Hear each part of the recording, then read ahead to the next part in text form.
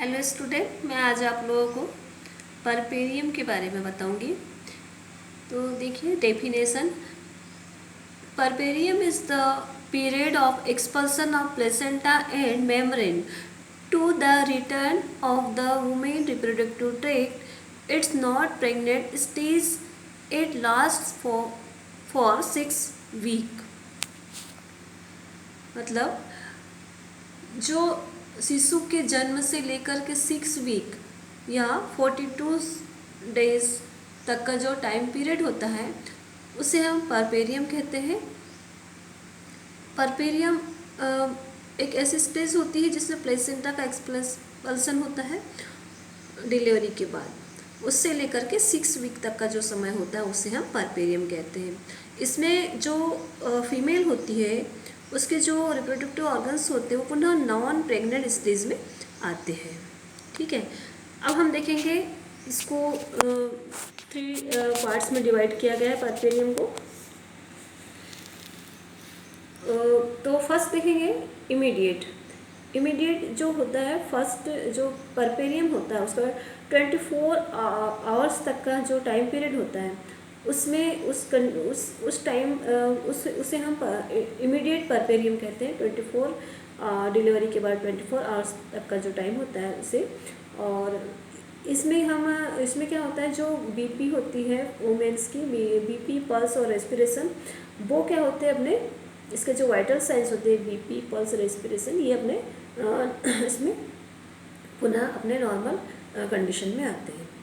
अब हम सेकेंड देखेंगे अर्ली परपेरियम जो होता है इसका टाइम पीरियड होता है 7 डेज। और इसमें जो फीमेल होती है उसका यूट्रस, वेजाइना एवं जो सर्विक्स होता है वो पुनः अपने स्टेज में आ जाते हैं। थर्ड होता है अर्ली परपेरियम। ये जो टाइम होता है, अर्ली परपेरियम बता दिया हमने। थर्ड होता है रिमोट मतलब देर से होना, मतलब किसी चीज़ का देर से होना। इसमें क्या होता है, जो इसका टाइम पीरियड होता है वो 6 वीक का होता है। ठीक है, रिमोट का जो टाइम पीरियड होता है ये 6 वीक का होता है। और इसमें यूट्रस, सर्विक्स, वेजाइना स्लोली अपनी जो पुनः अपनी स्टेज में वापस आते हैं। तो इस प्रकार हम परपेरियम को 3 पार्ट्स में डिवाइड करेंगे। इमीडिएट जो इसका टाइम पीरियड होता है 24 आवर्स का। सेकेंड है अर्ली परपेरियम, इसका टाइम पीरियड होता है 7 डेज। और थर्ड होता है रिमोट, इसका टाइम पीरियड होता है 6 वीक। ठीक है, अब इसके बाद हम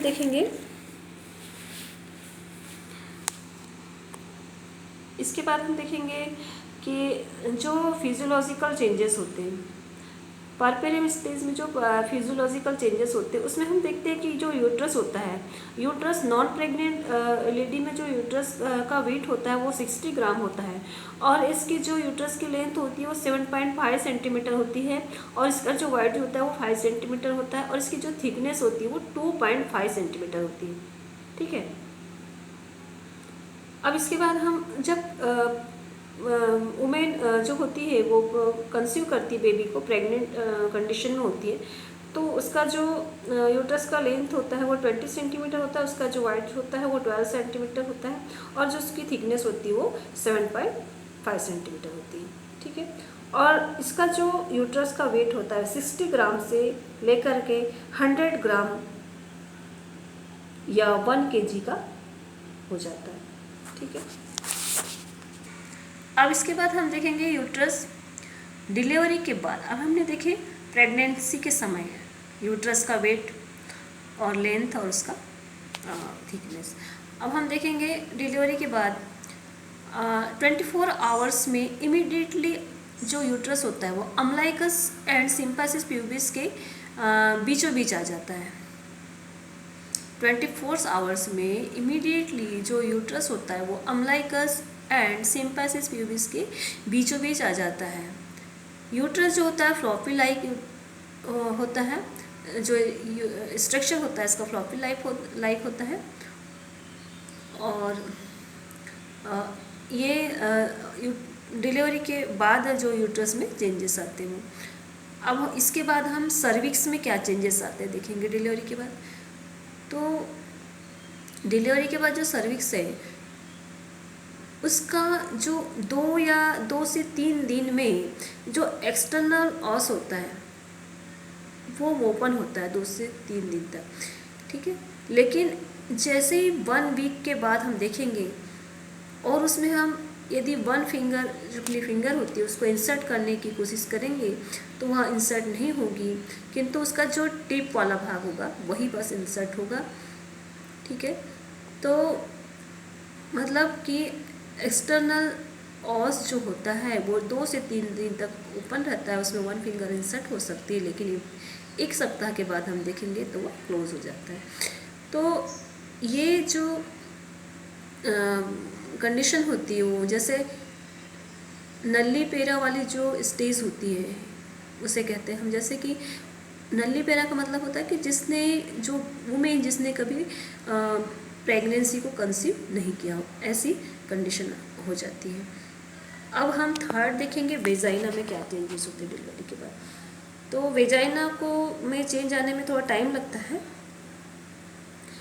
इसमें डिलीवरी के बाद 2 से 8 जो वीक होते हैं उस दौरान ये वेजाइना जो होती है अपनी पुनः अपनी पुराने स्टेज में आती है, और वेजाइना को कभी पुनः जो उसका वर्जिनल इसके जो वर्जिनल स्टेज होती है वेजाइना की वो कभी भी अपनी पुनः वापस पुरानी अवस्था में नहीं आती, किंतु इसमें जो राउंड और जो ब्रॉड लिगामेंट्स होते हैं वो अपनी पुरानी स्टेज में आ जाते हैं, किंतु जो इसका वर्जिनल स्टेज होता है वो पुरानी स्टेज में नहीं आ पाता।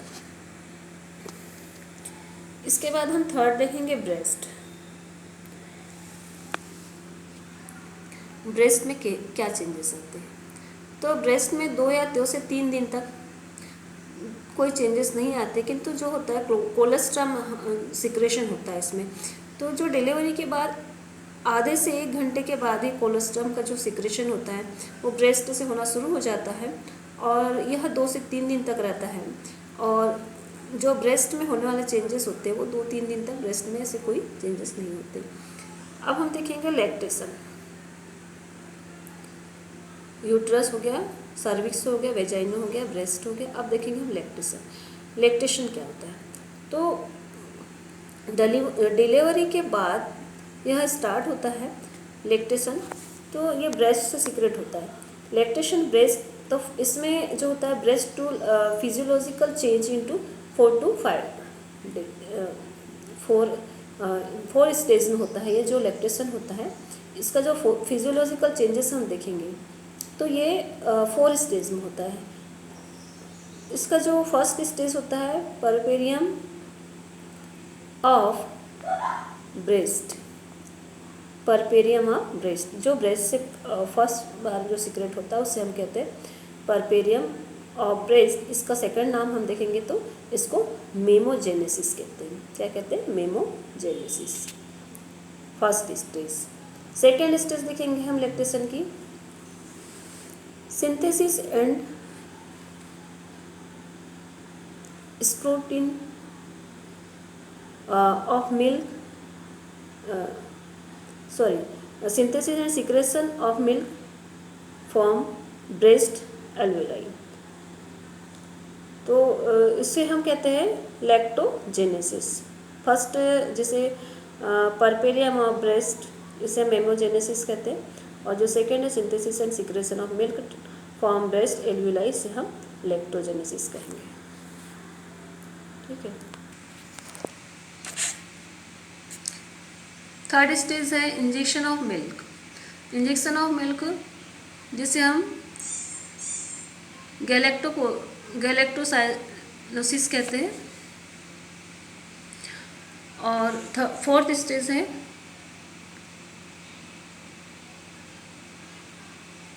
मेंटेनेंस ऑफ लैक्टेशंस, इसे हम गैलेक्टोपोएसिस कहते हैं। मेंटेनेंस ऑफ लैक्टेशंस इसको हम गैलेक्टोपोएसिस कहते हैं। इस प्रकार से लैक्टेशन की 4 स्टेज हो गई। अब हम देखेंगे लोकिया। डिलीवरी के बाद 2 वीक तक जो डिस्चार्ज होता है उसे हम लोकिया कहते हैं। इसको भी हम 4 पार्ट्स में डिवाइड करते हैं। Lochia first, lochia rubra.